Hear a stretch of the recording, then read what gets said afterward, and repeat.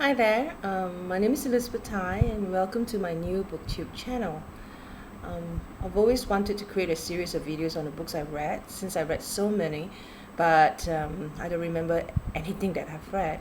So I thought videos are a really good way to record my book journey, but sharing it with the world was a challenge because I'm a bit camera shy and a bit of a perfectionist, and I thought I had to get a really good camera and make up for the camera and all that stuff. And I realized that I don't have to be so perfect about it, and because there are some booktubers who just shoot their videos with their smartphone cameras. So there. Anyway, I'm from Malaysia, so I hope I can bring a different flavor to the booktube community. I've been reading books all my life, of course, and this video is about the kind of books that you expect me to talk about on my channel. Alright, non-fiction is a big segment of what I read, and I tend to read it according to this theme. I have a blog, and I created a theme to blog so that I don't blog everywhere. So this theme is sort of like my overarching theme for my life and my blogging work. So the theme is beat overwhelm, get creative, see the world.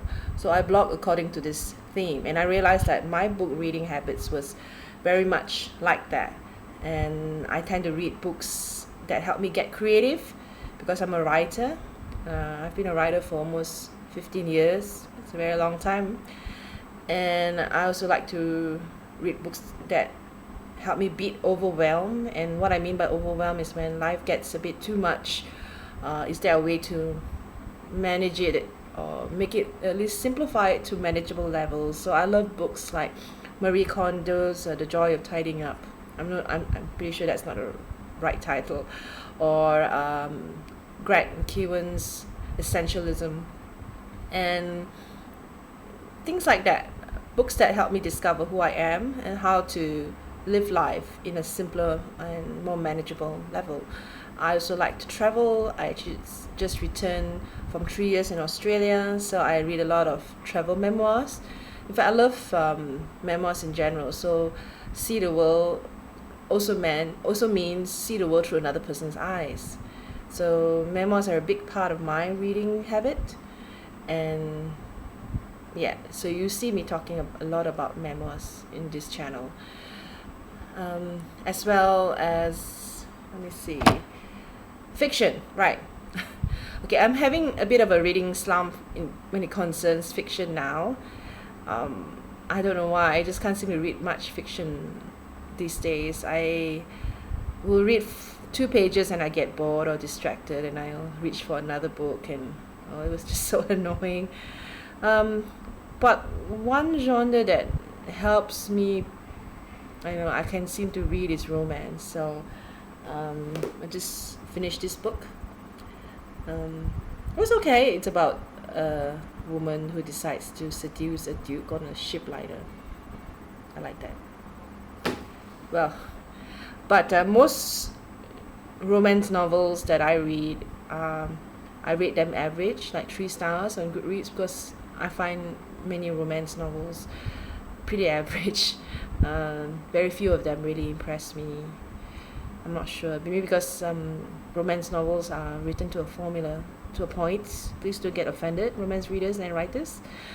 You always expect a happily ever after at the end, and I kind of know where the plot is going, so I don't get excited by plots that don't surprise me, I guess. Are there any genres that I don't read? If there's one thing about me that you discover on this channel, is that I read everything, and I mean everything.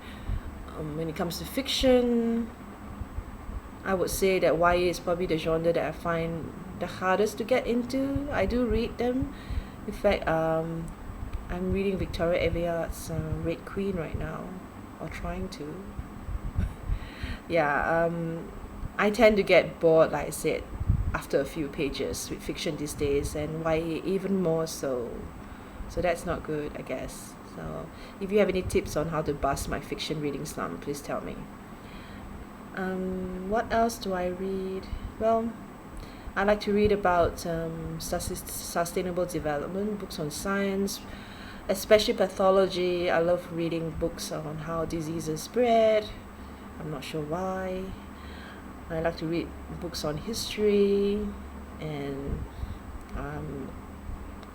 in the environment.